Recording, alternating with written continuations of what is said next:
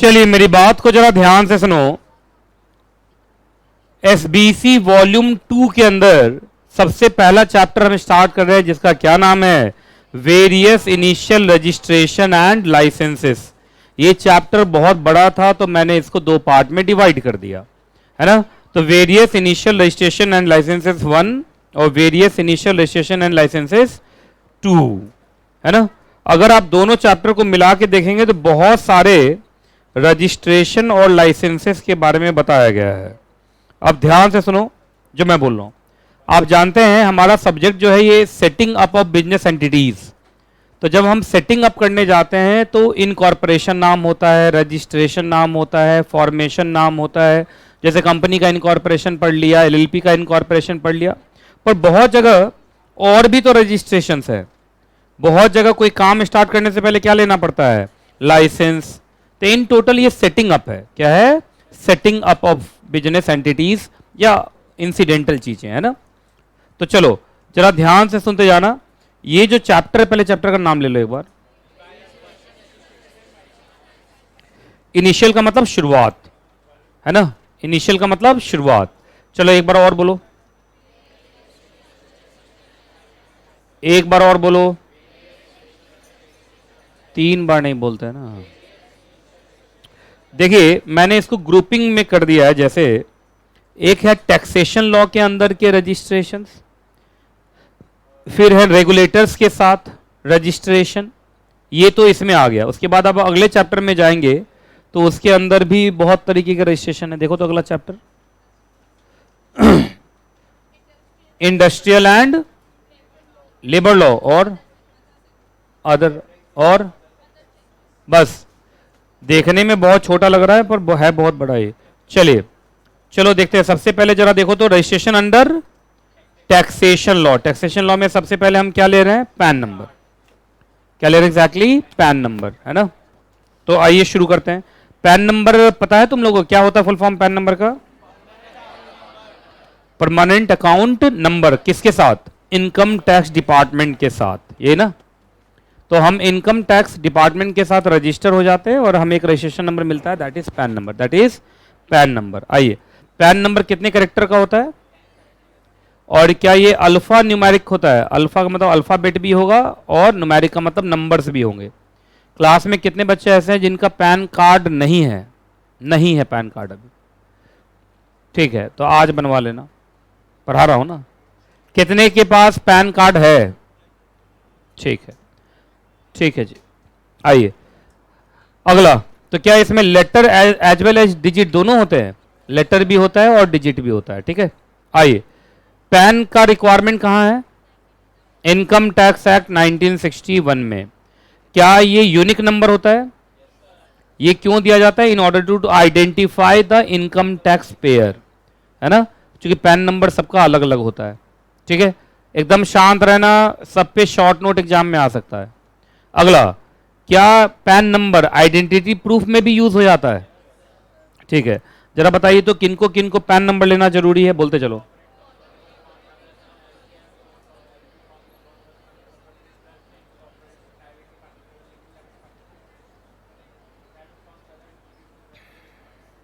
लगभग सबको जो भी टैक्स पेयर्स हैं उनको क्या लेना पड़ता है? पैन नंबर लेना पड़ता है। आइए जरा ध्यान से सुनो। क्या पैन नंबर मैंडेटरी है? अगर आपके पास पैन नंबर नहीं है और आप इनकम कमाते हुए पकड़े गए तो उस केस में आपके ऊपर लगेगा विद होल्डिंग टैक्स, जिसका रेट 30% से भी ज्यादा हो सकता है। तो बिना पैन नंबर के, है ना, अगर आप इनकम कमाते हुए नजर आए तो आपके ऊपर विथ होल्डिंग टैक्स लगेगा। और विथ होल्डिंग टैक्स क्या हो सकता है? 30% से भी ज्यादा। इससे अच्छा तो यह है कि हम पैन नंबर रखते और 7 लाख तक का इनकम कमाते तो वो फ्री फ्रॉम टैक्स होता नहीं। लेकिन अगर आपके पास पैन नंबर नहीं है तो उस केस में बड़ा मुश्किल होगा आपके लिए, है ना। सीधा वो 30% से ज्यादा का क्या लगा देंगे? इनकम टैक्स का रेट लगा देंगे। इधर देखो भाई, ये सब बहुत जरूरी है, प्लीज इधर उधर मत देखिए, सुनते रहिए। आइए आगे। उसके बाद इनकम टैक्स डिपार्टमेंट में जब भी तुम जाओगे तो तुम्हारा रेफरेंस नंबर क्या है? Pan number. अब आईसीएसआई के अंदर जाते हो तो आईसीएसआई का रजिस्ट्रेशन नंबर ही तो तुम्हारा वहां आइडेंटिटी है। नाम से तुमको थोड़ी कोई जानता है। आईसीएसआई में तुमको किस नाम से जाना जाता है? Registration number. ऐसे इनकम टैक्स डिपार्टमेंट में तुमको किस नाम से जाना जाता है? Pan number. अच्छा एक बात बताइए, कुछ लोगों को ऐसा लगता है, कुछ बच्चों ने अभी हाथ उठाया कि उन्होंने पैन कार्ड नहीं बनवाया। उसका कारण ये हो सकता है कि उसको लगता है कि अगर पैन नंबर ले लेंगे तो इनकम टैक्स देना पड़ेगा। ऐसा जरूरी नहीं है। हाँ लेकिन ये जरूर है, अगर आप इनकम कमा रहे हैं तो पैन नंबर होना चाहिए। अगर आप इनकम नहीं कमा रहे हैं तो कोई बात नहीं। ठीक है, बात समझ में आ रही है? चाहे आप 10 रुपए का इनकम कमाओ, if you are earning income you have, है ना, you are compulsorily required to have the PAN number. बात समझ में आ रही कि नहीं आ रही जो मैं बोल रहा हूँ? लेकिन इनकम नहीं कमा रहे तो कोई बात। अच्छा बताओ, 6 साल का बच्चा इनकम नहीं कमा रहा है तो क्या उसके लिए पैन नंबर जरूरी है? लेकिन मालूम चला कोई 22 साल का, 25 साल का, 28 साल का, 30 साल का है, कहीं नौकरी कर रहा है, पैसा कमा रहा है, बिजनेस कर रहा है, पैसा कमा रहा है, तो क्या पैन नंबर जरूरी हो जाएगा? यस। तो याद रखना, ये देखो लिखा ना, even if one is not required to pay income tax, जिसको इनकम टैक्स नहीं देना उसके लिए भी मैंडेटरी है। जरूरी बस ये कि वो क्या कमा रहा है? इनकम। अगर वो मनी कमा रहा है तो उसके पास पैन नंबर होना चाहिए। टैक्स देना ना देना दूर की बात है, मनी कमा रहे हैं, इनकम कमा रहे हैं, यू आर हैविंग क्या एग्जैक्टली पैन नंबर आपके पास होना चाहिए। ध्यान रहे, तो इनकम टैक्स देना जरूरी हो जाएगा या वो डिपेंड करेगा इनकम पे? डिपेंड करेगा, लेकिन पैन नंबर तो होना चाहिए ना। पैन नंबर होने से क्या दिक्कत है? क्लास में बहुत सारे बच्चे ऐसे हैं जो इनकम नहीं कमाते हैं फिर भी पैन नंबर है, तो उनको इनकम टैक्स थोड़ी देना पड़ता है ना? क्लास में कितने बच्चे इनकम टैक्स देते हैं? इनकम टैक्स देते हैं प्रॉपर, 7 लाख से ज्यादा का इनकम है, रिटर्न फाइल करते हैं, बस इनकम टैक्स जमा करते हैं प्रॉपर, टीडीएस छोड़ के बात करना। अच्छा और देते हो? अच्छा बाकी लोग? सर उनके इनकम टैक्स पे हम जीते हैं। बात भी सही है कि नहीं? टैक्स पेयर्स जो टैक्स देते हैं उसी से सरकार सरकारी कार्यक्रम चलाती है ना? चलिए, ऐसे टैक्स मैंने बताया था सब लोग देता है, इनकम टैक्स की बात कर रहा हूं मैं। ये बाकी टैक्स तो तुम लोग भी देते हो, सब देता है। जीएसटी नहीं देते हो? आप जब भी कोई भी सामान खरीदते हो उसमें जीएसटी इंक्लूसिव होता है, तो टैक्स तो एक भिखारी भी दे रहा है कि नहीं? भिखारी भी 3 रुपए का अगर बिस्किट खरीद रहा है तो 3 रुपए में वो क्या दे रहा है? जीएसटी। तो टैक्स तो सभी देता है। बोलने की बात है कि जो लोग इनकम टैक्स देते हैं वो अपने आप को हीरो समझते हैं कि हम ही टैक्स पेयर हैं। टैक्स पेयर तो सब है, हाँ, लेकिन वो ये जरूर है कि जो इनकम टैक्स देते हैं वो बेचारे जीएसटी भी देते हैं प्लस इनकम टैक्स भी देते हैं, तो वो थोड़ा सा दिक्कत है। आइए, किसको, कितने बच्चे ऐसे थे जिनके पास पैन नंबर नहीं? जरा हैंड रेज करो। पैन नंबर नहीं है ना? तो चलो आज ही ले लेना, तरीका बता दे रहा हूं, आ जाओ। देखिए इधर देखिए, आपको इंटरनेट के थ्रू हो जाएगा। करना क्या है सो सुनो, इधर देखो। अच्छा, इंटरनेट के थ्रू सिर्फ नया पैन कार्ड आता है या चेंजेस करेक्शन भी हो सकता है? आपको 2 वेबसाइट बता रहा हूं, एनएसडीएल के वेबसाइट पे चले जाना या यूटीआई के वेबसाइट पे चले जाना। देखो यहां पे वेबसाइट दिया हुआ है, आप उस पे जाना। उस पे जाने के बाद फॉर्म खुलेगा, उस फॉर्म, हाँ उस फॉर्म को भरिएगा। कौन सा फॉर्म है? 49A। 49A। और अगर तुम फॉरेनर हो तो 49AA। आपसे फीस लिया जाएगा, अगर इंडिया में मंगवाओगे तो 110 रुपया इंक्लूसिव ऑफ जीएसटी, और अगर भारत के बाहर मंगवाओगे तो 1020 रुपया लिया जाएगा तुमसे। तो बताइए 110 रुपया सिर्फ ले रहा है इंडिया में, ठीक है ना? घर पे पैन कार्ड बन के आ जाएगा। अरे छोटे छोटे बच्चे देख रहे हैं आजकल अपने आप ही पैन कार्ड बनवा लेते हैं, खुद ही कर लेते हैं। कितने बच्चों ने खुद अप्लाई किया था पैन के लिए? खुद अप्लाई किए हो तुम लोग? मतलब खुद इंटरनेट से अप्लाई किए हो? क्या बात है यार, बेकार में पढ़ा रहे हो चैप्टर यार, इन लोगों को पहले ही सब कुछ मालूम है। आइए, अच्छा उसके बाद जब तुम्हारा एप्लीकेशन और पेमेंट हो गया तो क्या तुमको कुछ सपोर्टिंग डॉक्यूमेंट्स अगर मांगे गए तो वो भी देना पड़ेगा? सपोर्टिंग डॉक्यूमेंट कैसे दोगे? या आप भेज भी सकते हैं कोरियर पोस्ट के थ्रू, भेज भी सकते हैं एनएसडीएल और यूटीआई को, आप भेज भी सकते हैं। लेकिन आप लोग क्या किए थे बताओ? कुछ भेजे थे या सब कुछ ऑनलाइन ही हो गया था? है? नहीं, आधार कार्ड नंबर डाले तो वहीं से निकल गया, लेकिन आधार कार्ड नंबर नहीं डाले होते तो सब अटैच करना पड़ता। मतलब 100% ऑनलाइन है, कहीं कोई फिजिकल नहीं है। आप चाहें तो फिजिकल भी कर सकते हैं और चाहें तो ऑनलाइन भी कर सकते हैं। आइए, अब हम पढ़ने जा रहे हैं क्या एग्जैक्टली? Tan number. क्या पढ़ने जा रहे हैं? टैन नंबर, है ना? अब सुनो, टैन नंबर की जरूरत किसको होती है बताओ तो पहले। देखो, एक होता है पैन, एक होता है टैन। टैन नंबर लेने की जरूरत उनको है जो टैक्स डिडक्टर हैं या टैक्स कलेक्टर है ना। अब बहुत सारे बच्चे कहेंगे सर ये क्या होता है टैक्स डिडक्टर और टैक्स कलेक्टर। टैक्स डिडक्टर हुआ टीडीएस और टैक्स कलेक्टर हुआ टीसीएस। बात समझ में आ गया। अब मैं बताता हूं इसका क्या मतलब है। अब ये सब तुम पढ़ोगे डायरेक्ट टैक्स में, मेरा काम ये थोड़ी पढ़ाना है कि टीडीएस क्या होता है टीसीएस क्या होता है, लेकिन मैं फिर भी पढ़ा देता हूं, तो रहूंगा नहीं, रुक। टीडीएस में क्या होता है कि बहुत सारे ट्रांजैक्शन ऐसे हैं जहां पे सरकार ने कहा है कि जो पैसा दे रहा है उसी को टैक्स काट के रख लेना। जैसे बहुत बार मकान मालिक को आप रेंट देते हैं और एक लिमिट से ऊपर का रेंट हो गया तो किराएदार को ही क्या काट लेना है, टीडीएस।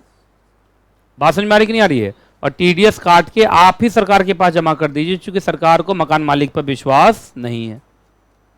तो जब आप टीडीएस काटेंगे तो आप अपना टैक्स काट रहे हैं या दूसरे का टैक्स काट रहे हैं, दूसरे का। वो टैक्स बनता था मकान मालिक का, लेकिन आपने काट के कर दिया।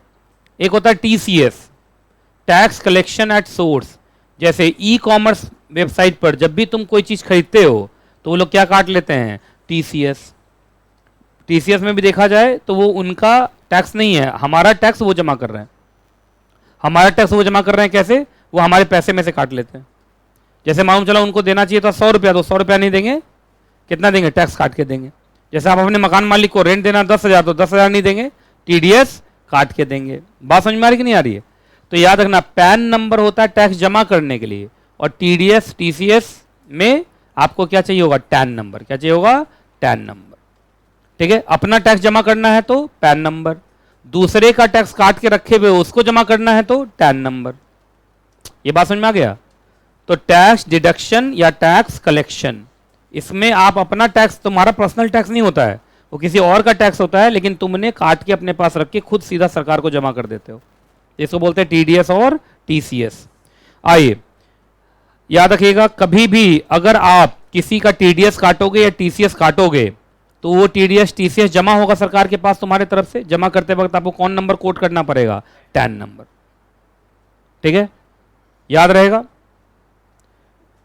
चलो अगला, तुमको क्या चाहिए एग्जैक्टली, टैन नंबर चाहिए। टैन नंबर के लिए ऑनलाइन एप्लीकेशन लगाना चाहें तो लगा सकते हैं, कौन से फॉर्म में। और अगर फिजिकल चाहिए तो आप चले जाइए एनएसडीएल के टीआईएन फैसिलिटेशन सेंटर पे चले जाइए, वहां से आपका टिन नंबर, मतलब वहां से टैन नंबर आपका बन जाएगा। ठीक है, अब आइए, आपको अगर फिजिकल एप्लीकेशन लगाना है तो कहां जाना पड़ेगा, वही बता दिया, टिन एफसी। एफसी मतलब फैसिलिटेशन सेंटर, या आप चाहें तो वेबसाइट से भी ले सकते हैं, दोनों है। वेबसाइट भी तो एनएसडीएल का ही है। आइए याद रखना, जितने भी एप्लीकेशन आप लगाएंगे सब एनएसडीएल सबको क्या कर देगा, डिजिटल कर देगा। और किसको फॉरवर्ड कर देगा, इनकम टैक्स डिपार्टमेंट। आईटीडी का मतलब इनकम टैक्स डिपार्टमेंट।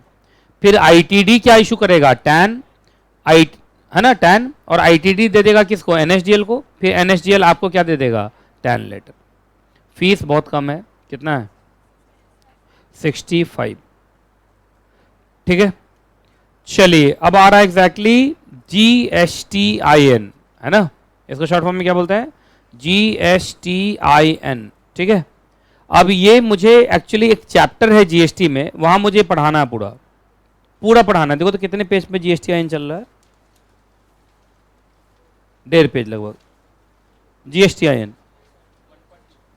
है ना। मैं इसको पढ़ा जरूर दे रहा हूं, पर इसमें से कुछ वर्ड्स ऐसे होंगे जो आपको समझ में नहीं आएगा। वो इसलिए समझ में नहीं आएगा क्योंकि जीएसटी में तुम्हारा ये चैप्टर अभी हुआ नहीं है। ठीक है, तो मैं बोलता चला जा रहा हूं, सुनते रहना। बाकी जीएसटी में एक चैप्टर ही है पूरा किसके ऊपर, जीएसटी रजिस्ट्रेशन। क्या है, जीएसटी रजिस्ट्रेशन, वहां बहुत डिटेल में है। तो मैं इसको सिर्फ थ्योरेटिकली पढ़ दे रहा हूं। ठीक है, बाकी जब जीएसटी पढ़ लेंगे आप तो बहुत अच्छे से समझ में आएगा। आइए एक बात बताओ, जीएसटी डिपार्टमेंट के साथ, किस डिपार्टमेंट के साथ, जीएसटी डिपार्टमेंट के साथ जब आप रजिस्टर होंगे तो आपको क्या मिलेगा, GSTIN। GSTIN क्या होता है, एक यूनिक नंबर होता है for the purpose of collecting tax. क्योंकि जीएसटी इनडायरेक्ट टैक्स है, जब भी जीएसटी आप लेते हैं वो आपका टैक्स तो कभी होता ही नहीं है, वो तो किसी और का टैक्स होता है। अब जैसे स्टूडेंट से हम जीएसटी लेंगे तो मेरा टैक्स थोड़ी है, वो तो स्टूडेंट का टैक्स हम जमा कर रहे हैं। तो देखा जाए तो स्टूडेंट से लिया जा रहा है जीएसटी, मेरे से थोड़ी लिया जा रहा है। ठीक है, तो याद रखिएगा, अगर आप चाहते हैं कि आप टैक्स कलेक्ट कर सके और उसका आईटीसी ले सके, आप बोलो सर आईटीसी क्या होता है, ये सब वहां पर आऊंगा, तो उन सब चीजों के लिए आपके पास जीएसटीआईएन होना चाहिए। अगर आपके पास जीएसटीआईएन नहीं है तो ना आप टैक्स कलेक्शन कर सकते, ना आप आईटीसी ले सकते। अगला, जनरली जीएसटीआईएन की जरूरत तब पड़ती है अगर आप गुड्स में डील कर रहे हो तो आपका टर्नओवर कितना है, 40 लाख से ज्यादा। अगर ये नॉर्थ ईस्टर्न स्टेट्स है तो 40 lakh will become 20 lakh. Services के लिए लिमिट क्या है एग्जैक्टली, 20 लाख्स, और स्पेशल कैटेगरी स्टेट के लिए 10 लाख। अब ये सब क्या है, सब हम लोग वहाँ पढ़ेंगे, वहाँ लंबा चौड़ा केस होता है, वहाँ है ना, पुटसम ऐसे ऐसे करके बहुत सारी चीज़ें आती हैं, वहाँ पे बताऊँगा तुम लोग।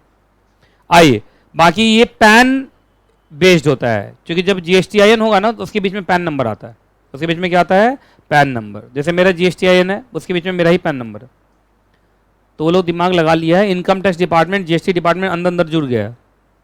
इसलिए आजकल जो ये छोटे मोटे लोग इनकम टैक्स रिटर्न फाइल करते हैं ना, वो फंस जाते हैं, क्योंकि उनको जीएसटी का तो लॉ मालूम होता नहीं है, नहीं लिखा रहता है 99 रुपीज़ में आईटीआर फाइल करवाएं, है ना, बीकॉम वाला बैठ के फाइल कर रहा है, उनको मालूम ही नहीं है कि दोनों डिपार्टमेंट अंदर से मिल चुका है।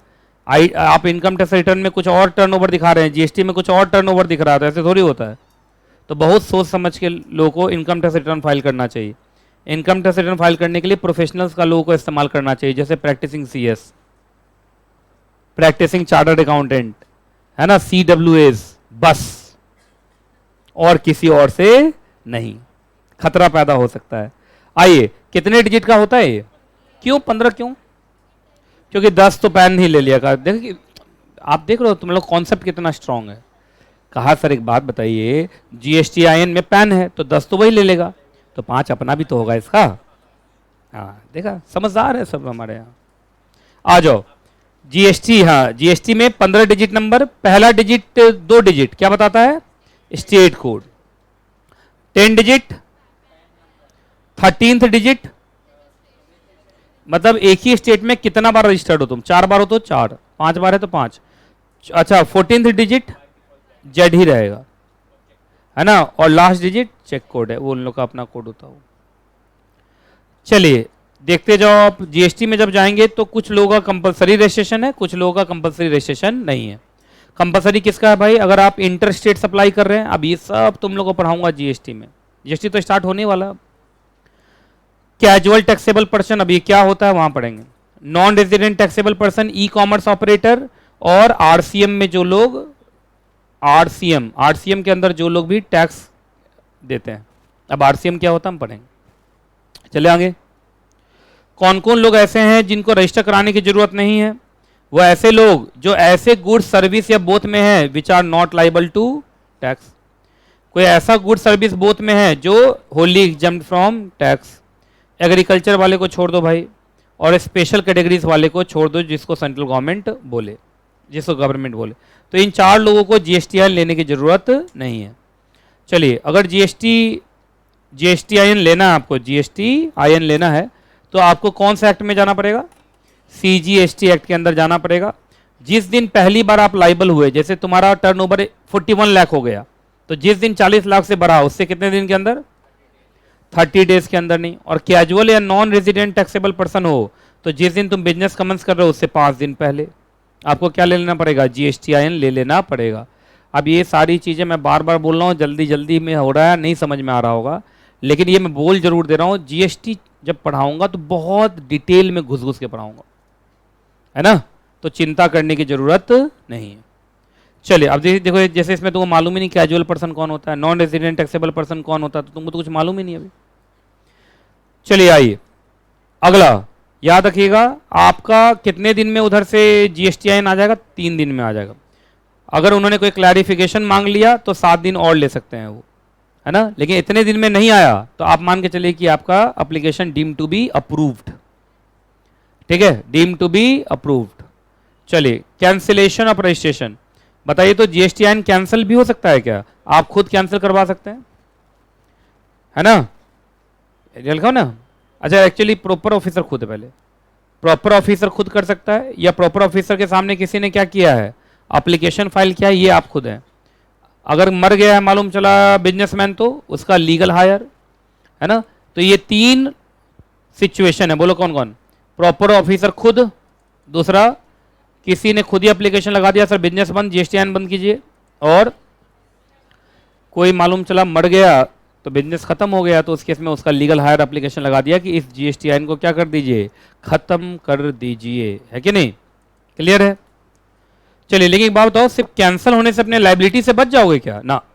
ऐसे तो हर आदमी पहले लाइबिलिटी पैदा कर लिया बाद में जीएसटीआईएन खत्म करवा ले, तो ऐसा थोड़ी होता है।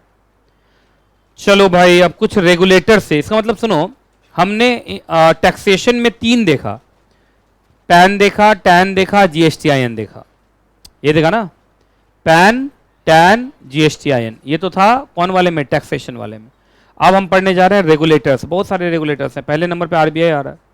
आरबीआई किसका रेगुलेटर है, बैंक और एनबीएफसी, बैंक और एनबीएफसी। एनबीएफसी जानते हैं, नॉन बैंकिंग फाइनेंशियल कंपनीज, जैसे मुथूट फाइनेंस, लिख लें example, Muthoot finance, Tata finance, escort finance, Cholamandalam, Manappuram gold, सुना ये सब, ये सब क्या है, क्या ये सब बैंक है क्या ना। तो non banking but financial companies, loan वोन तो देता है ना ये लोग, तो नॉन बैंकिंग फाइनेंशियल कंपनीज, मतलब ये बैंकिंग नहीं होते हैं लेकिन फाइनेंस का काम करते हैं, है कि नहीं, लिख लिया ये सब। आइए एनबीएफसी बनना है तुम्हें, तो याद रखना आपका जो प्रिंसिपल बिजनेस है वो क्या होना चाहिए, फाइनेंशियल एक्टिविटी। नाम है एनबीएफसी, तो प्रिंसिपल बिजनेस मेन ऑब्जेक्ट क्या होना चाहिए, फाइनेंशियल ही होना चाहिए ना। अब बोलो फाइनेंशियल कैसे, तो सुनिए, आपके फाइनेंशियल मतलब आपके कंपनी के जितने भी एसेट्स हैं उसमें कम से कम 50% से ज्यादा क्या होना चाहिए, फाइनेंशियल एसेट्स। या आपका जितना भी इनकम हुआ है उसका 50% से ज्यादा कहां से इनकम आना चाहिए, फाइनेंशियल एसेट्स से, तब जाके हम तुमको समझेंगे फाइनेंशियल, है कि नहीं। जैसे हम तुमसे पूछे कि भाई तुम्हारे कितने एसेट्स हैं, तो बोला सर 100 करोड़ के, तो मैंने बोला इसमें फाइनेंशियल एसेट्स कितने हैं, तो बोला सर 60 करोड़ के, तो ठीक है, मोर देन 50%। इस बार इनकम कितना कमाए हो, तो सर 100 करोड़।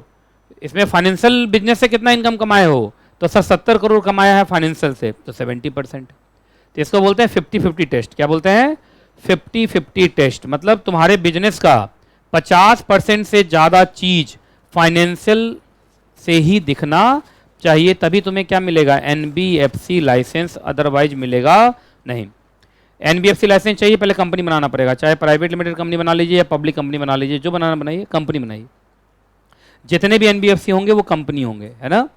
उसके बाद इनका मिनिमम नेट ओन्ड फंड्स कितने का होना चाहिए, 2 करोड़ का होना चाहिए। अब आओ नेट ओन्ड फंड्स कैसे निकालोगे,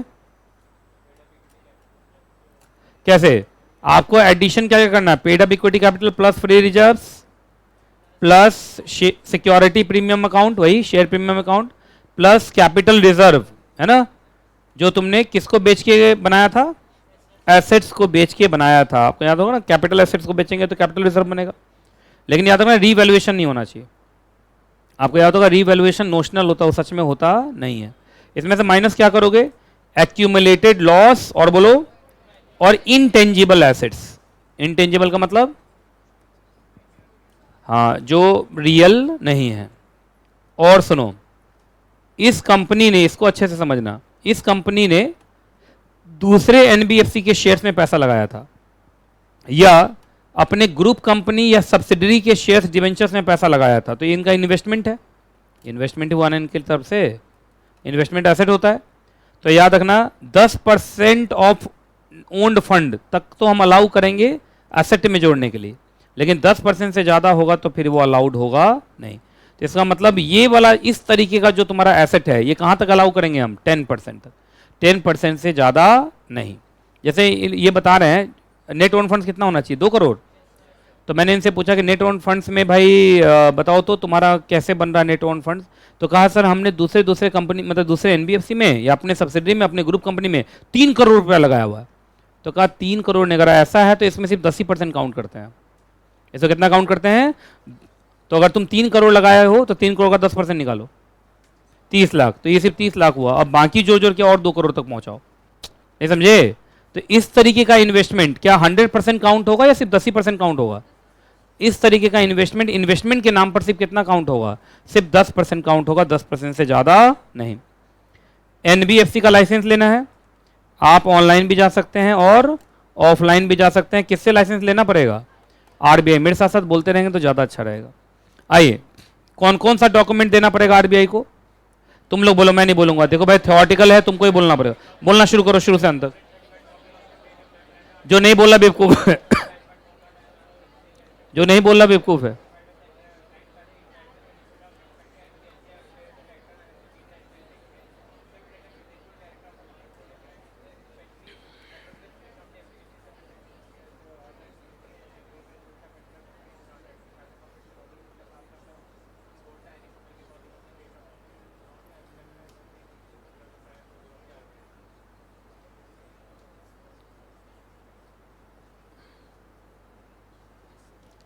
लिख लिया? सिबिल? सिबिल नहीं समझते हो आप लोग? अरे सिबिल का मतलब सुनो। जैसे हम आप जितने भी इंडिविजुअल है ना, उसका क्रेडिट रेटिंग होता है ये, है ना? लिख लो, credit rating of individual. CIBIL क्या है? Credit rating of individual. लिखो। सिबिल नहीं मिला कहीं पे? कहाँ, कौन से पॉइंट में सिबिल है? जी पॉइंट में। बहुत बच्चा क्या पढ़ा है पता नहीं करा, सिबिल कहाँ है? अब पूरा पढ़ के तैयार है। अच्छा, सिर्फ इतना ही नहीं, आगे अगले पेज में भी है, पढ़ो।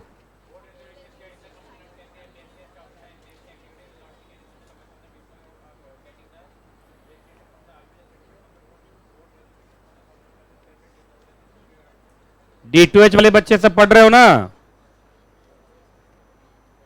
इतने सारे डॉक्यूमेंट दोगे तब आरबीआई क्या देगा? आपको लाइसेंस देगा। किसका? एनबीएफसी का। तो एनबीएफसी बनना आसान काम नहीं है भाई, है ना? हाँ, बहुत मुश्किल काम है। अच्छा, इस बार आप क्या लेने जा रहे हैं? एनबीएफसी लाइसेंस या बैंकिंग लाइसेंस? बैंक बनना तुमको? तो बैंक बनना तो और भयंकर बात है। किससे अप्रूवल लेना पड़ेगा? आरबीआई। अब आरबीआई के पास जाइए भाई, और ये सारे कंडीशंस है, कंडीशन देखते जाओ। पहला कंडीशन ये है कि आरबीआई तुम्हें देखेगा और उसको तुमको देख के ऐसा लगना चाहिए कि तुम अपने प्रेजेंट और फ्यूचर डिपॉजिटर का पैसा दे पाओगे। मतलब ये नहीं कि पैसा बैंक में जमा कर दिया उसके बाद वापस नहीं किया। मतलब तुम्हारे अंदर इतनी एबिलिटी उसको लगनी चाहिए, नहीं तो बैंकिंग फ्रॉड हो जाएगा ना। अगला, उसके बाद ऐसा साफ देख के लग रहा है कि अगर हमने इसको लाइसेंस दे दिया तो जो भी प्रेजेंट और फ्यूचर डिपॉजिटर, आप जानते हैं बैंक की नज़र में डिपॉजिटर है ना, हम लोग पैसा जमा करते हैं बैंक में, तो डिपॉजिटर के इंटरेस्ट के खिलाफ नहीं होगा ये। मतलब उनका भला ही होगा। डेट्रीमेंटल का मतलब ऐसा नहीं है कि पब्लिक के खिलाफ ये बैंक खुल गया। अगर ये बैंक खुलता है तो शायद पब्लिक को फायदा ही होगा। अगला, इनके मैनेजमेंट को हमने चेक किया है और ऐसा देख के लग रहा है कि ये प्रेजेंट और फ्यूचर डिपॉजिटर के इंटरेस्ट के खिलाफ नहीं है, अच्छे लोग हैं। मतलब मैनेजमेंट में ठीक ठाक लोग हैं, बुरे लोग नहीं हैं। मैनेजमेंट भी चेक होगा तुम्हारा। बैंक है ना भाई, बैंक में तो बैंक का बिजनेस ही पैसे का बिजनेस है। गलत लोग आ जाएंगे तो पैसा लेके भाग जाएगा वो, तो है कि नहीं? अगला, उसके बाद तुम्हारा क्या चेक होगा? औकात। औकात में क्या चेक होगा? तुम्हारा कैपिटल स्ट्रक्चर एडिक्वेट है कि नहीं, अर्निंग प्रॉस्पेक्ट है कि नहीं। तो कहीं बैंक लॉस में चला गया तो पैसा बर्बाद हो जाएगा हम लोगों का। उसके बाद ये भी देखना पड़ेगा कि अगर हमने लाइसेंस दे दिया तो ये जनहित में होगा या नहीं। अगर उसको लगता है कि जनहित में होगा तो ठीक है। उसके बाद एक चीज़ और ये चेक करता है आजकल। आजकल ये चेक करता है कि जिस एरिया में तुम बैंक खोलने वाले हो, क्या उस एरिया में नए बैंक के लिए स्कोप है भी कि नहीं। एक्चुअली क्या होता है, ज़्यादा बैंक हो जाने से लोग तो उतने ही हैं, पैसा तो उतना ही है। ज़्यादा बैंक खुल जाने से भी दिक्कत होता है कि नहीं? तो तुम देख नहीं रहे, उल्टा बैंक को मर्ज कर रहा है आजकल। पहले बहुत सारे बैंक खुल गए तो उसको उल्टा कम किया जा रहा है। और तुम आ गए नया बैंकिंग लाइसेंस लेने के लिए, तो क्या बोलेगा भाई, हम यहाँ उल्टा कम कर रहे हैं, तुम बैंकिंग लाइसेंस लेने के लिए आ गए यार। तो ये बड़ा है। तो बैंक आजकल तो मुझे नहीं लगता है कि कोई नया बैंक खुलेगा। जिस हिसाब से सरकार पुराने बैंक को मर्ज कर रही है, नया बैंक खुलना तो बड़ा मुश्किल लग रहा है। उसके बाद और एनी अदर कंडीशन जो आरबीआई को सही लगे। अच्छा, एक बार आरबीआई ने तुमको लाइसेंस दे दिया तो क्या वो कैंसिल भी हो सकता है? सिर्फ यस सर नो सर करते रहना तुम लोग, ठीक है? कब कैंसिल हो सकता है? कब कैंसिल हो सकता है? बैंकिंग बिजनेस ही बंद हो गया, या डायरेक्शन कंडीशंस जो लगाए गए थे उसको आपने माना नहीं, आरबीआई का फैसला तुमको पसंद नहीं आया, तो होना ही था। तो आप कहां पे एग्जैक्टली अपील करेंगे? कितने दिन में? सेंट्रल गवर्नमेंट कौन है यहां? सेंट्रल गवर्नमेंट आरबीआई है। अगर ये लोग मेरा नाम बर्बाद कर देगा मार्केट में यार। आरबीआई रेगुलेटर है, सेंट्रल गवर्नमेंट कौन है बोलो? Ministry of finance. यस, यार 1 लाख बार समझाया, आरबीआई किसके नीचे है यार? मिनिस्ट्री ऑफ फाइनेंस के नीचे है ना। चलो ये तो क्लोज इन्वायरमेंट में बोला है, अगर बाहर बोला होता तो थू थू हो जाता। क्या हो जाता? नहीं नहीं मत बोलो, तुम लोग मत बोलो, तुम लोग सच में कर दोगे। आइए, अच्छा एक बात बताइए, जो भी सेंट्रल गवर्नमेंट का डिसीजन होगा, अगर तुमने सेंट्रल गवर्नमेंट के खिलाफ भी अपील नहीं किया तो वो फाइनल होगा, है ना। अब सेंट्रल गवर्नमेंट के खिलाफ तो कहाँ ही जाएगा, कोर्ट में ही जाएगा। चलो भाई, एक रेगुलेटर खत्म। कौन रेगुलेटर खत्म हो गया? आरबीआई। अब हम पढ़े आईआरडीए के पास पहुंचे हैं, है ना। कुछ लोग इसको इड्डा इड्डा बोलते हैं। इड्डा इड्डा क्या होता है यार? ऐसे तो आईसीएसआई हो गया है, नहीं हो गया? तो मेरा सीधा सा मानना है कि जो भी छोटे छोटे एब्रिविएशंस होते हैं उसको ऐसे बोलना चाहिए, आईआरडीए। एक ही एक्सेप्शन मुझे नजर आता है, सेबी। उसको देखा जाए तो एसईबीआई बोलना चाहिए, नहीं बोलना चाहिए, लेकिन लोग वहां क्या बोल देते हैं? सेबी बोल देते हैं। आईआरडीए, आईआरडीए का नाम जानते हो? फुल फॉर्म बोलो। कौन से सेक्टर का है ये काट देना, गलती से टाइप हो गया, इसका कोई मतलब नहीं है। कुछ लोग लग रहा है गाली लिखा है सर ने, ये गलती से कुछ टाइप हो गया होगा। ये गलती से क्या हो गया है? टाइप हो गया, है ना। तो क्या लिखा होता है? जीएफ क्या लिखा होता है? ये काट देना, तुम्हारा कोर्स कम हो गया। एग्जाम के टाइम में 2 दिन का फर्क तो पड़ ही गया। अब आइए, इंश्योरेंस सेक्टर का रेगुलेटर कौन है? चलो आईआरडीए का बताते जाओ, कौन सा एक्ट है आईआरडीए का? चलो भाई, तुम ही लोग से बुलवाऊंगा अभी। कहा इतना बोलेंगे हम लोग? आईआरडीए का जल्दी से power, duties, powers and function बताइए। A B C D E F G H I, बस मैं इतना ही बोलूंगा, अंदर का बोलोगे तुम। एग्जाम तुमको देना ना।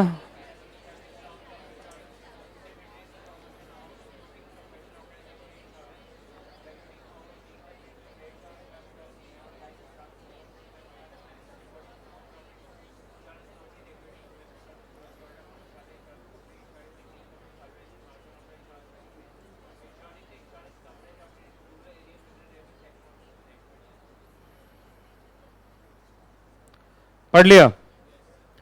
चलिए जरा बताओ तो आईआरडीए कौन कौन सा लाइसेंस देता है आपको? अगर आप भारत में क्या स्टार्ट करना चाहते हैं, कोई इंश्योरेंस प्रोडक्ट लॉन्च करना चाहते हैं, मतलब स्कीम, आप एग्जैक्टली इंश्योरेंस इंटरमीडियरी को अपॉइंट करना चाहते हैं, इंश्योरेंस प्रीमियम का पैसा खर्च करना चाहते हैं, वो आपका अकाउंटिंग ऑडिट सब चेक कर सकता है। और इंश्योरेंस एक्ट के अंदर और भी जो चीज़ें हैं उसको कौन देखता है? आईआरडीए। चलिए इंश्योरेंस बिजनेस स्टार्ट करना है, ठीक है, आ जाओ भाई। सबसे पहले आप एप्लीकेशन लगाइए, कौन से फॉर्म में? IRDA R1। R1 नाम से लग रहा है, रजिस्ट्रेशन 1 है ना, registration 1, IRDA R1, form number R1 है। R1 के साथ क्या क्या अटैच होगा? Copy of MOA, copy of AOA अगर अप्लीकेंट कंपनी है तो। उसके बाद डायरेक्टर्स का नेम, एड्रेस एंड ऑक्यूपेशन। उसके बाद आप कौन से क्लास का इंश्योरेंस बिजनेस करना चाहते हैं? लाइफ इंश्योरेंस करना चाहते हैं, जनरल इंश्योरेंस करना चाहते हैं, जनरल में भी फायर इंश्योरेंस है, बहुत तरीके, मोटर इंश्योरेंस है। उसके बाद बताओ पैसा कहाँ से लाओगे शेयर कैपिटल का, ठीक है, ये सब आपसे पूछा जाएगा। आईआरडीए तुम्हारे सारे डॉक्यूमेंट को वेरीफाई करेगा और उसको अगर एडिशनल इंफॉर्मेशन मांगना है तो मांग लेगा। अगर उसको लगता है कि सब कुछ सही है, सब कुछ सही है तो कोई बात नहीं, लेकिन अगर उसको लगता है कि सब कुछ सही नहीं है तो क्या मांग लेगा तुमसे? Additional application. कौन से फॉर्म में इस बार? R2 है ना, R2। R2 के साथ आपको क्या क्या जमा करना है सो सुनो। कुछ पैसा वैसा जमा करना पड़ता है, देखो यहाँ पे, डिपॉजिट इन कैश या सिक्योरिटी, या partly in cash partly in security. क्या क्या देना है देखो तो। LIC, मतलब LIC का मतलब लाइफ इंश्योरेंस बिजनेस करना चाहते हो। क्या करना चाहते हो? Life insurance business. तो याद रखना, टोटल ग्रॉस प्रीमियम है ना, टोटल ग्रॉस प्रीमियम जितना एक साल में आपने लिखा उसका कितना परसेंट? 1%। मैक्सिमम कितना? 10 करोड़। और अगर जनरल इंश्योरेंस बिजनेस करना चाहते हो तो वो 1% क्या बन जाएगा? 3%, बाकी तो 10 करोड़ तो 10 करोड़ ही, ठीक है, इतना पैसा आपको जमा करना पड़ेगा किसके पास, IRDA के पास एज अ सिक्योरिटी, याद रहेगा। आगे री इंश्योरेंस बिजनेस करना चाहते हो तो फिर 10 करोड़ नहीं, कितना, 20 करोड़। उसके बाद मैरीन इंश्योरेंस है, समझते हो क्या होता है मैरीन, तो 1 ही लाख है बस। और एक RBI से आपको सर्टिफिकेट लाके देना पड़ेगा कि सच में इतना पैसा तुमने जमा किया कि नहीं। जब इतना पैसा आप जमा कर देंगे तो उसके बाद आपसे और भी मांगेगा, जो प्रोस्पेक्टस है वो देना पड़ेगा। कंपनी लॉ वाला प्रोस्पेक्टस नहीं है। जब भी हम इंश्योरेंस खरीदने जाते हैं ना, तो वो एक ऑफर डॉक्यूमेंट नहीं देते हैं कि इस इंश्योरेंस में ये सब मिलेगा, कॉपी की तरह देते हैं जिसमें सारे टर्म्स एंड कंडीशन सब लिखे रहते हैं, उसको क्या बोलते हैं, प्रोस्पेक्टस। और स्टैंडर्ड पॉलिसी फॉर्म्स, इंश्योरेंस में क्या वर्ड चलता है, पॉलिसी, ये चलता है ना। उसके बाद एक सर्टिफिकेट लाना पड़ेगा एक्चुअरी से। याद है एक्चुअरी कौन होता है, एक्चुअरी बताया ना, तो एक्चुअल साइंस है। एक्चुअल साइंस में क्या होता है, जो बड़े बड़े गिनतियां होती है ना, जैसे अरबों की गिनतियां हैं, प्लस माइनस डिवाइड, वो तो कैलकुलेटर कर नहीं पाएगा, तो उनका वो टेक्निक होता है। अब जरा सोचिए अरबों खरबों का कैसे गिनती उनती करता होगा, तो इसलिए वहां पे एक एक्चुअल साइंस है। क्या है, एक्चुअल साइंस। और एक प्रोफेशनल होता है उसको बोलते हैं एक्चुअरी। क्या बोलते हैं, एक्चुअरी। तो एक्चुअरी से एक सर्टिफिकेट लाके देना पड़ेगा कि तुमने जो इंश्योरेंस बिजनेस का पूरा कैलकुलेशन किया है, क्योंकि इंश्योरेंस बिजनेस तो बहुत रिस्की है। मान लो कोई आदमी पहले दिन इंश्योरेंस बिजनेस स्टार्ट किया और उसने 10 आदमी का लाइफ इंश्योरेंस किया, 10 से 1-1 हज़ार रुपये प्रीमियम लिया, और 10 उसी दिन मर गया। नहीं समझ में आया, पहला दिन अपने बिजनेस स्टार्ट किया था, 10 से क्या लिया, 1-1 हज़ार और 1-1 करोड़ का इंश्योरेंस कर दिया, और 10 उसी शाम में मर गया, तो बेचारा तो गया। इंश्योरेंस बिजनेस को खुद से इंश्योरेंस कराना पड़ेगा कहीं पर जाके। तो ये पूरा चलता है बहुत भयंकर कैलकुलेशन में, है ना। अब जैसे क्लास में कितने बच्चे मेडिक्लेम लिए हुए हैं, मेडिक्लेम समझते हैं ना, मेडिकल इंश्योरेंस, ठीक है। अब जैसे मैंने भी मेडिकल इंश्योरेंस शुरू में तो लिया नहीं, कोरोना में लिया था, तो ज़्यादातर लोगों ने मुझे लगता है कोरोना में लिया है कि नहीं। तो कोरोना में मैंने लिया, 2 साल नहीं, अब मेरा 3 साल निकल गया, 3 साल निकल गया, वही 20, 21, 22, हाँ 3 साल हो गया ना, 3 साल निकल गया। तो मैं जो भी पैसा देता हूँ, जैसे मान लो मैं 25,000 रुपया देता हूँ, साल का 25,000, तो साल का 25,000 रुपया दिया, पर मैं एक बार भी भगवान की दया से बीमार नहीं पड़ा, या वो ऐसा बीमार नहीं पड़ा जिसमें इंश्योरेंस की जरूरत हो, ठीक है। तो 25,000 तो उसको मुफ्त में मिल गया ना, नहीं समझ में आया। तो 3 साल मैंने दे दिया, 75,000 रुपया दे दिया, अब मैंने उसका एक का भी इस्तेमाल नहीं किया। मैं तो चाहूंगा ये पैसा ऐसा दूं जिसका इस्तेमाल सच में कभी ना हो। इंश्योरेंस का पैसा देते समय हम क्या भगवान से मनाते हैं, ये पैसा काम ना आए, बीमार ना पड़े, एक तरह की चैरिटी जैसा ही है ना। लेकिन समझिए हमारे जैसे लोग से कमाते हैं। लेकिन अभी कुछ लोग, एक आदमी से मैं पूछा कि आप भी इंश्योरेंस, उसी ने मुझे रिकमेंड किया था, सर इंश्योरेंस लीजिए। उसके घर में 5 फैमिली मेंबर है, अब 5 का इंश्योरेंस कराया, अब 5 साल में 5 में एक बीमार पड़ा, अब 5 बीमार पड़ा, 5 5-5 लाख रुपया लिया। अब बताइए ऐसे लोग जो हैं, ये उसी ढंग से है जहां पे वो बुफे सिस्टम नहीं लगाते हैं, नहीं लगाते हैं अनलिमिटेड खाना वाला। तो वो बताइए वो कैलकुलेशन क्या सोच के करते हैं कि कुछ लोग ऐसे भी होंगे जो ज्यादा नहीं खाएंगे, लेकिन जिस दिन मालूम चला सब भुक्कर पहुंच गया और सब अनलिमिटेड खा गया, तो उसका बिजनेस गया ना। तो ये भयंकर कैलकुलेशन वाला बिजनेस है। इंश्योरेंस जो है ये बहुत रिस्की बिजनेस है। तो इसमें एक्चुअली ये लोग अपना सोचते हैं कि इतने पैसे आएंगे, इतने में से इतने ही % बीमार पड़ेंगे, इतने में से इतने ही % को हमें देना पड़ेगा। तो ये भयंकर कैलकुलेशन होगा। उसका एक सर्टिफिकेट चाहिए किससे, एक्चुअली से, कि इन्होंने जो परसेंटेज निकाल के अपने आप को प्रॉफिट में दिखाया है, ये सच में कभी प्रॉफिट में रहेंगे भी कि नहीं। कहीं ऐसा तो नहीं होगा कि पहले दिन 10 लाइफ इंश्योरेंस 10 मर गया उसी दिन। अगर ऐसा हुआ तो बेचारे का हालत खराब हो जाएगा। आइए 1 2 3 हो गया। नंबर 4, फॉरेन पार्टनर है। तो आजकल सब फॉरेन पार्टनर है। तुम देख लो, सुनो, एक LIC और GIC को छोड़ दीजिए, ये लोग तो भाई महामहिम है एक तरीके से इंश्योरेंस बिजनेस के। बाकी जितने प्राइवेट वाले हैं, प्राइवेट वाले में दम नहीं है भारत में कि अकेले बिजनेस कर ले। इतना रिस्की बिजनेस है, रिस्क शेयर ही नहीं कर पाएगा, मर जाएगा बेचारा। हमेशा फॉरेन पार्टनर के साथ है। तुम किसी का भी नाम लो, ICICI प्रूडेंशियल, ICICI यहां से, प्रूडेंशियल बाहर से। बजाज अलायंस है ना, बजाज यहां से, अलायंस बाहर से। और बोलो बिरला सन लाइफ, बिरला यहां से, सन लाइफ बाहर से। और बोलो स्टार हेल्थ, एक बार तो क्या बोला था, स्टार यहाँ से हेल्थ वहां से। अरे यार ये अच्छा था भाई, स्टार यहाँ से हेल्थ वहां से।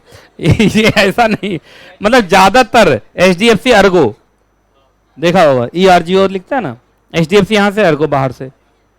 ये अच्छा था, स्टार हेल्थ, स्टार यहाँ से हेल्थ वहां। हद, हाँ कुछ टाटा AIG, टाटा यहाँ से AIG बाहर से, बाकी स्टार हेल्थ के बारे में नहीं पता मुझे, कर स्टार यहाँ से हेल्थ वहां से। चलो अच्छा अच्छा, काफी एक्सपर्ट लोग हैं हमारे यहाँ। तो एक बात बताइए, जब बाहर वाले को लाए होगे अपने साथ तो तुम उसके साथ क्या किए होगे, MOU, तो MOU भी अटैच करना पड़ेगा, और एनी अदर डॉक्यूमेंट अगर वो आपसे मांगते हैं तो। अगर सब कुछ अच्छा लगा तो आपको क्या दे देंगे, सर्टिफिकेट ऑफ रजिस्ट्रेशन दे देंगे। एक रेगुलेशन आया तो 2016 में IRDA का, जरा पढ़ो तो इससे दो चीजें आई हैं, बोलो क्या क्या आई हैं। एक तो याद रखना, अब आप IRDA के खिलाफ कहां अपील कर सकते हैं, SAT में अपील कर सकते हैं। ऐसे SAT बना है सेबी एक्ट के अंदर, वो सिर्फ सेबी के खिलाफ अपील सुनता था, लेकिन उसका दायरा बढ़ा दिया है, अब IRDA का भी अपील कहां जाता है, SAT में। बात समझ में आ गई। एक तो ये काम हुआ 2016 में। दूसरा, इन लोग को बोला है एक चीज बनाने के लिए एक नॉर्म्स लाया गया है, India owned and controlled, India owned and controlled. उस नॉर्म्स को ये लोग मान रहे हैं कि नहीं मान रहे हैं, इस बात का भी अब सर्टिफिकेट देना पड़ेगा। एक्चुअली अब सरकार ये चाहती है कि आप फॉरेन पार्टनर रख लो, लेकिन बिजनेस क्या होना चाहिए, इंडिया ओन्ड एंड कंट्रोल, मतलब इंडियंस का ही ओनरशिप होना चाहिए, कंट्रोल इंडियंस का ही होना चाहिए। अच्छा एक बात बताइए, कब कब आपका रजिस्ट्रेशन रिफ्यूज हो सकता है, बोलो। रिफ्यूज जब भी होगा तो आपको रीजन बताया जाएगा, और आप चाहें तो किसको अपील कर सकते हैं, सेंट्रल गवर्नमेंट को या SAT को अपील कर सकते हैं। कितने दिन में, 30 दिन में अपील कर सकते हैं। यहाँ भी सेंट्रल गवर्नमेंट का मतलब मिनिस्ट्री ऑफ फाइनेंस। आपका रजिस्ट्रेशन सस्पेंड कब कब हो सकता है, सबसे पहले आपने अपने बिजनेस को ऐसे चलाया जिससे दिख के लग रहा है कि पॉलिसी होल्डर्स का नुकसान होगा, आपसे इंफॉर्मेशन मांगा गया, नहीं दिया आपने, पीरियोडिक रिटर्न्स आपने फाइल नहीं किया, इंक्वायरी हो रही है, कॉपरेट नहीं किया, और मैनिपुलेशन कर रहे हो। क्या कर रहे हो, मैनिपुलेशन कर रहे हो, है कि नहीं। अगर ये सब करते हुए पकड़े गए तो आपका सर्टिफिकेट ऑफ रजिस्ट्रेशन सस्पेंड हो सकता है। अब हम कहां पहुंच गए, कैंसिलेशन। डिपॉजिट से जुड़े हुए कुछ प्रोविजन है, उसको आपने कंप्लाई नहीं किया, है ना। उसके बाद देखो यहां लिखा है, if the insurance fails, insurance fail होने के बाद भी कुछ प्रोविजन होते हैं, आपने उसको माना नहीं।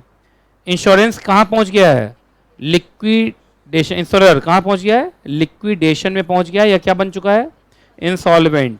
उसके बाद मालूम चला पूरा बिजनेस या क्लास ऑफ बिजनेस ट्रांसफर हो गया किसी को, या उस कंपनी का क्या हो गया है, अमलगमेशन हो गया है, और 6 महीने से ज्यादा सस्पेंडेड रहोगे तो एक काम करो ना, कैंसिल ही हो जाओ, है कि नहीं। देखा नहीं है तुम्हारा उसमें भी था कि ज्यादा दिन तक स्ट्राइक ऑफ रहते हैं, तो ज्यादा दिन तक डॉर्मेंट रहते हैं तो क्या हो जाता है, स्ट्राइक ऑफ ही हो जाता है। कितने दिन तक, 5 साल। और सेंट्रल गवर्नमेंट ने कहा है इसका कैंसिल करो, तो फिर कैंसिल कर दो। तो ये कुछ सिचुएशन है जहां पे आपका क्या हो सकता है, एग्जैक्टली कैंसिलेशन हो सकता है। अब आ जाओ ट्राई, TRAI, ट्राई का नाम सुने हो, फुल फॉर्म बोलो, कहां लिखा हुआ है, लिखा हुआ है तभी तो। अच्छा जरा बताइए, इनको दो काम दिया गया है, एक तो टेलीकॉम का, दूसरा ब्रॉडकास्टिंग का। टेलीकॉम और ब्रॉडकास्टिंग का काम इनको दिया गया है। आइए सबसे पहले इंपॉर्टेंट है, ट्राई क्या क्या देखता है भाई, कोई अगर न्यू टेलीकॉम सर्विस प्रोवाइडर आना चाहता है, जियो को देख के लग नहीं रहा किसी को आने देगा ये लोग, है कितना बदमाशी कर रहा है जियो, देखा है तुमने, है ना। हाँ अब ये क्या बदमाशी कर रहा है सो देखो, एयरटेल वाला, जैसे मैं एयरटेल वाला हूं, एयरटेल वाला भी वो जियो टीवी पर जाकर देख रहा है IPL, तो जियो टीवी पर देखते देखते उसको किसका आदत लग जाएगा, जियो का आदत। मुझे एकदम मुकेश अंबानी चाह रहा है कि कोई ना बचे, ना एयरटेल बचे, वोडाफोन आइडिया तो वी बन के खत्म हो गया, क्या बन गए, है ना। तो बेचारा बचा कहाँ, कोई पहले कितना था, यूनिनॉर, टेलीनॉर, एस्टेल, Aircel, Tata Docomo, BSNL, MTNL और आइडिया, है कौन था और है IPL हो गया। मैं समझ गया काफी बोरिंग चैप्टर है, कुछ भी लोग बोल रहे हैं, है ना। अब मुझे लग नहीं रहा कोई नई कंपनी आना चाहेगी, जब तक जियो है परेशान करके रखेगा, बहुत परेशान कर रहा है, ये अच्छी बात नहीं है। आप जानते हो इससे मोनोपोली हो जाएगा, बाद में दिक्कत करेगा, ये दिक्कत कर ही रहा है, दाम बढ़ना शुरू हो ही गया है ना। पहले 600 700 रुपए में साल भर का रिचार्ज हो जाता था, आजकल तो मैं सोच रहा हूँ शायद 2200 2100 तक पहुंचा देता है? 3000 है, मैं साल में एक बार कराता हूँ। और सबसे अजीब बात क्या हुआ, एक मैंने कराया सबसे सस्ता देख के साल भर का, और उसमें 2 GB दिया, मैंने कहा 2 GB देगा, 2 GB पूरे साल भर का दिए बात।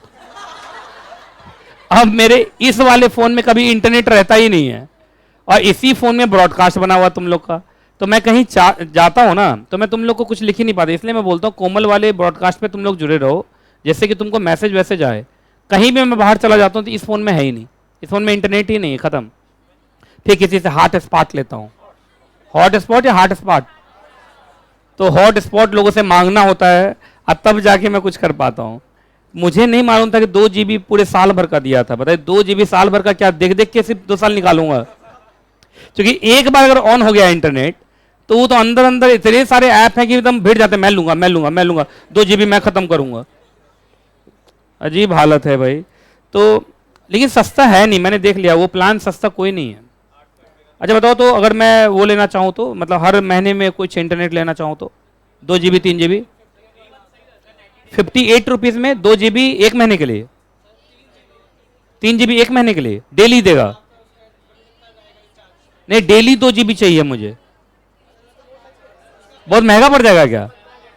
तुम लोग कौन वाला लेते हो? देखता हूँ 24 घंटा फोन में लगे रहते हो, 3 महीने में डेली देता है तुम लोगों को 2 GB। जैसे कुछ लोगों को देखा रात 12 बजे के बाद आपको फोटो भेजेंगे, मैं क्यों? क्या नया नेट आएगा? नया नेट आएगा? ये होता है क्या तुम लोग के साथ? 11 साढ़े 11 तक जाते हैं तो तुम गरीब हो जाते हो, और शायद वो एक 1:30 बजे देता है, शायद 12 बजे दे देता है। भाई तुम लोग की तो जिंदगी में अलग अलग दुख हैं, मतलब 11 बजे से 1 बजे तक तुम दुखी रहते हो। अच्छा वाईफाई, जिनका वाईफाई लगा हुआ है वो तो भाई राजा है, उसको तो कोई दिक्कत ही नहीं है। वाईफाई में कहां कोई दिक्कत है? मैं तो सोच रहा हूं वाईफाई लेके चलूं जेब में। जियो को आता है, मैं वो वाईफाई जहां जाऊंगा वहां चलेगा। अरे तो फिर वो नेटवर्क से तो उठाता होगा वो। हाँ तो नेटवर्क रहेगा तब मैं जंगल में लेके चलाऊं, कैसे चलेगा वो? तो फिर वो उतना फास्ट नहीं होगा, जितना ब्रॉडबैंड होता है उतना फास्ट नहीं। मैं जंगल में जाता हूँ, अरे जंगल में घूमने फिरने लोग नहीं जाते हैं, बताओ आइए। अरे मजाक कर रहा हूँ यार, जंगल क्यों जाऊंगा मैं? चलो इधर देखो, आइए आइए चलो। अच्छा एक बात बताइए, तो कोई नया टेलीकॉम आएगा वो, अच्छा पुराने वाले का क्या चेक होगा कि कंडीशन ऑफ लाइसेंस के हिसाब से वो चल रहे हैं या नहीं। अगला ये भी देखते हैं कि क्वालिटी ऑफ सर्विस कैसा है।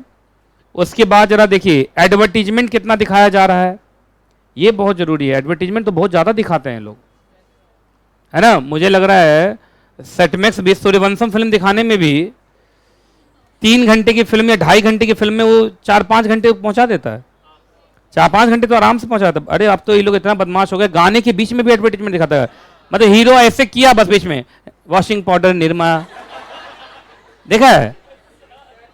अरे भाई गाने के बीच में तो मत लाओ, है ना। 1-2 फिल्म मैंने देखा भूत आने पर था, आंख दिखाया बस बीच में निरमा, मैंने बोला हद हालत है यार। कम से कम उन लोग को देख के लगाना चाहिए ना कि कब एडवर्टीजमेंट लगाना है, बहुत एडवर्टीजमेंट देते हैं ये लोग। अगला टेलीकॉम और केबल। अच्छा केबल किन के हाथ में आएगा? केबल क्या होता है? अरे जो घर पे चलता नहीं है वो, हाँ सेट टॉप बॉक्स वाला, उसको क्या बोलते हैं? केबल, ठीक है। इन सब चीजों को वही लोग देखते हैं, और भी जो सर्विस प्रोवाइडर्स हैं ये लोग हैं, इनके आपस में क्या करवाना? इंटरेक्शन करवाना। एक वर्ड है ओएसपी, बताओ तो ओएसपी का फुल फॉर्म बताओ तो, हैं? मिल गया? कहां पे है? ठीक है। आजकल क्या हुआ ना, ये जो फोन है फोन, ये फोन कम बाकी चीज ज्यादा हो गया। अब देखिए एक समय में सिर्फ फोन होता था, आजकल फोन के साथ साथ क्या होने लगा? बहुत सारी चीजें हैं। जैसे एग्जांपल देखिए टेली बैंकिंग, आप देखिए टेली बैंकिंग में क्या होता है, आपको फोन आता रहता है, आजकल तो मैसेज आता रहता है, और मैसेज ऐसे ऐसा आता है कि आपका 10 लाख का लोन रखा हुआ है, आके ले जाइए। देखा है? हाँ, मतलब मोबाइल पर मैसेज आएगा 10 लाख का लोन रखा हुआ है, आइए और ले जाइए, 5 मिनट में लेके चले जाइए। कुछ लोग चले भी जाते होंगे। तो अच्छा, टेली मेडिसिन, आप फोन कीजिए तुरंत मेडिसिन लेके घर पर पहुंच जाए। टेली एजुकेशन है ना, tele trading, e commerce, call centre, network operation centre, और भी बहुत सारी चीजें हैं। याद रखना, ये सर्विस देना चाहते हैं आप तो आपको ओएसपी के रूप में रजिस्टर होना पड़ेगा। कैसे? ओएसपी, ओएसपी के रूप में आपको रजिस्ट्रेशन कराना पड़ेगा। तो ओएसपी में बोलो क्या क्या चीज आते हैं, फोन छोड़ के बाकी काम जो फोन से हो सकता है, उसको क्या बोलते हैं? ओएसपी। ओएसपी करना चाहते हैं तो आपको कुछ डॉक्यूमेंट चाहिए। सबसे पहले तो आप क्या बनने चाहिए, क्या क्या देते जाओ, certificate of incorporation, MOA, AOA, board resolution की कॉपी, बिजनेस का नाम बताओ, लिस्ट ऑफ डायरेक्टर बताओ, उन सबकी शेयर होल्डिंग बताइए, और ये सारे के सारे डॉक्यूमेंट को सर्टिफाई करवाइए अपने कंपनी सेक्रेटरी से। कंपनी सेक्रेटरी नहीं है तो डायरेक्टर से, वो भी ऑडिटर से या पब्लिक नोटरी से, इन सब में से किसी से भी साइन करवा के आप जमा कीजिए। अगर सब कुछ ठीक लगा तो आपको एसपी लाइसेंस मिल जाएगा। कितने साल के लिए? 20 साल के लिए, और आप अपना काम जारी रखिए। चलो आ जाओ, INB, इंफॉर्मेशन एंड ब्रॉडकास्टिंग, इसका रेगुलेटर ये है, पढ़ो तो। बॉक्स बनाओ, बॉक्स बनाओ। Ministry of information and broadcasting, है ना? नहीं, ट्राई का थोड़ा कम, ब्रॉडकास्टिंग का मतलब फैलाना। अब वो टेलीकॉम के थ्रू फैला रहा है, ये उसके टीवी के थ्रू। आइए याद रखना, ये क्यों है? Information broadcasting, press, films. आपको मालूम है प्रसार भारती का नाम सुने हो? कौन है Prasar Bharati? Doordarshan, All India Radio, ये सब क्या एग्जैक्टली? प्रसार भारती। अब कोई डीडी नेशनल देखता भी है? मुझे लगता है बहुत बच्चों को तो मालूम ही नहीं डीडी नेशनल होता है भी कुछ। देखो डीडी नेशनल, ये ऐसे करके गोला ऐसे करके बनाता है ना, डीडी नेशनल ऐसे, है ना? डीडी नेशनल ऐसे नहीं आता है ना? तो डीडी नेशनल पे कब तुम लोग देखते हो? 26 जनवरी, 15 अगस्त को इंडिया पाकिस्तान का मैच होता है तो उसी पे आता है बस। ये सरकारी है कि नहीं? आइए जरा ध्यान सुनिए, अब देखो जरा। अच्छा, इसका नाम सुने हो? CBFC, इसका पहले नाम था भारतीय सेंसर बोर्ड। पुराने फिल्म में देखोगे तो एक सर्टिफिकेट आता है शुरुआत में, जिसमें लिखा रहता है AU ऐसे करके लिखा रहता है ना, है ना? तो वो हो गया भारतीय सेंसर बोर्ड। क्या है? भारतीय सेंसर बोर्ड। उसका नाम आजकल क्या हो गया? Central board of film certification. जितनी भी फिल्म रिलीज होती हैं, अब देखिएगा सबसे पहले ये सर्टिफिकेट दिखाता है, एक व्हाइट कलर का सर्टिफिकेट आता है। पहले तो सर्टिफिकेट एकदम घटिया आता था, आजकल थोड़ा कलरफुल आने लगा है, देखे होगे। तो वो भी किसके हाथ में आता है? Ministry of information and broadcasting. इनका क्या काम होता है? फिल्मों को रिलीज होने से पहले फिल्में देखना। जरा सोचिए कि जो भी इसके अंदर नौकरी करता होगा उसका यही काम है कि बैठ के फिल्म देखो भाई। फिल्म पहले देखता है, देखने के बाद ही वो साइन करता है कि हाँ ये ठीक है कि नहीं। कितना फिल्म देखता होगा। और सबसे अजीब बात है, उसको हर लैंग्वेज का, तेलुगु फिल्म भी देखना है, ये भी फिल्म देखना है, कन्नड़ फिल्म भी देखना है, सारे फिल्म को देखता हूँ। तो अलग अलग डिपार्टमेंट होगा है? सबसे पहले तो वही देख लेता है, सबसे पहले वो देख लेता है। अरे वही तो बताता है यहाँ सीन काटो, हीरो हीरोइन बहुत नजदीक आ रहे, काटो सीन जल्दी, है कि नहीं? है ना?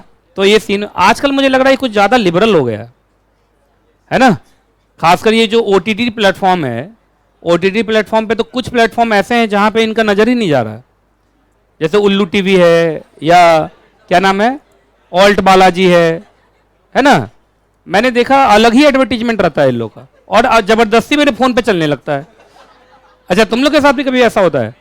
जैसे पापा को फोन दिए, पापा लीजिए बात कीजिए, ये क्या चल रहा है भाई? एक बार क्या हुआ मेरे साथ, एक कोई ऐप किसी ने मुझे भेजा कि सर इस ऐप पे जाइएगा ना तो नेटफ्लिक्स के जितने भी हैं ये मुफ्त में दिखते हैं। नहीं है ऐसा, तो मैंने डाउनलोड कर लिया। डाउनलोड तो कर लिया, दिखा भी, मुफ्त में दिखा है नेटफ्लिक्स सबका बहुत। लेकिन उसके बाद अपने आप मैसेज से चलने लगा मेरे फोन पे, अपने आप वीडियो भी चलने लगा, है ना? मैं घबरा गया कि ये क्या हुआ। वो शायद घटिया ऐप होता है वो सब, नहीं। अब बड़ा मुश्किल हो गया। एक बार मैंने किसी को फोन दीजिए, लीजिए क्लाइंट से बात कीजिएगा। क्लाइंट ये है आपका? मैंने कहा अरे मैंने कहा नहीं ये क्लाइंट नहीं, काटो काटो। अच्छा, कटता भी नहीं है। कहता हाँ, कहता दिखा पहले तो भाई आपको सब्सक्राइबर बना के छोड़ेंगे आज, है कि नहीं? तो तुम लोग ध्यान रखना, ऐसे कोई भी ऐप को डाउनलोड मत कीजिए, वो ऐप के साथ बहुत चीज गिफ्ट में मिलता है। अब वो आपके लिए घर से बाहर का रास्ता दिखाने के लिए काफी है ना?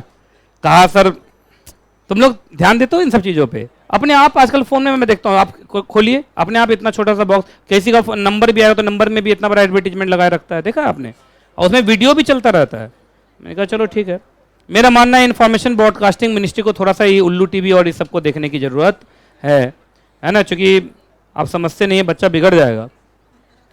चलिए, अच्छा एक बात बताइए, कौन सा न्यूज चलेगा AIR? AIR का मतलब sir all India rank, all India radio, और कौन?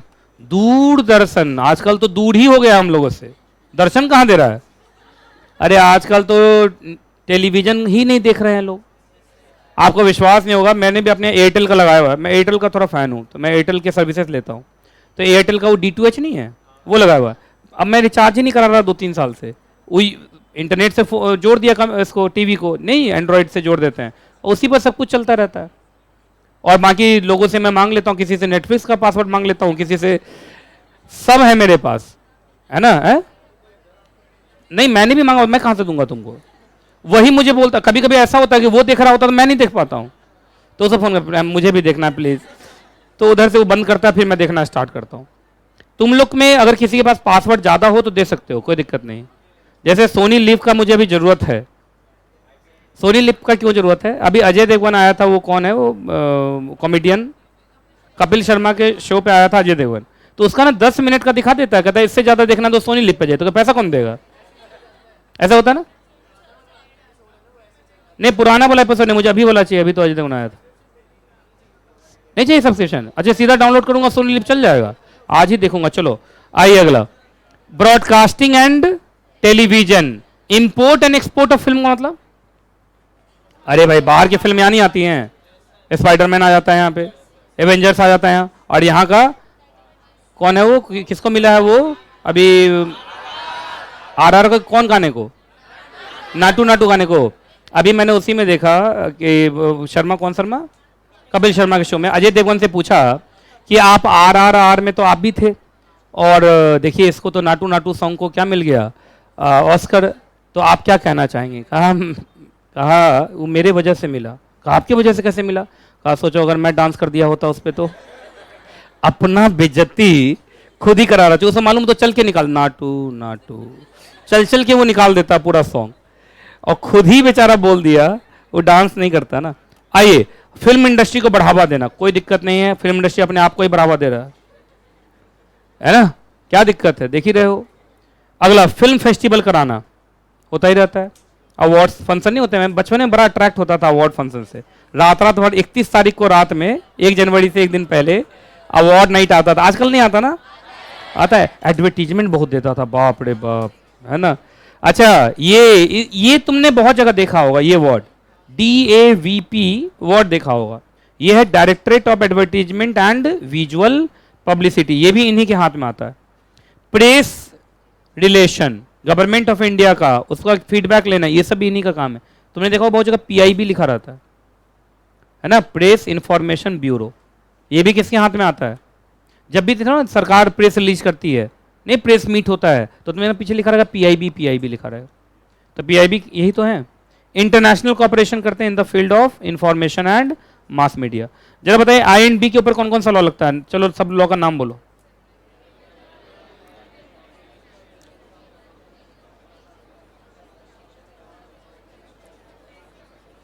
कुछ लोग हंस रहे हैं, और हंस रहे हैं सेकंड वाला पढ़ के, कुछ लिखा हुआ है सेकंड में, क्या लिखा है? Penal provision for publishing wrong map of India, इसलिए मैंने नहीं पढ़ा। और मैं आपको बताऊं, पहले पब्लिश मैं नहीं करता हूं, मैं सिर्फ क्लास में यूज करता हूं, कोई पब्लिश थोड़ी करता हूं, तो इसलिए प्लीज मेरे पे ना लगाएं, है ना? चलिए जी, अब हमें कौन सा करना है? 5 मिनट का ब्रेक चाहिए? चलो 5 मिनट का ब्रेक देता हूं, क्योंकि बड़ा भयंकर था ये 5 मिनट का ब्रेक।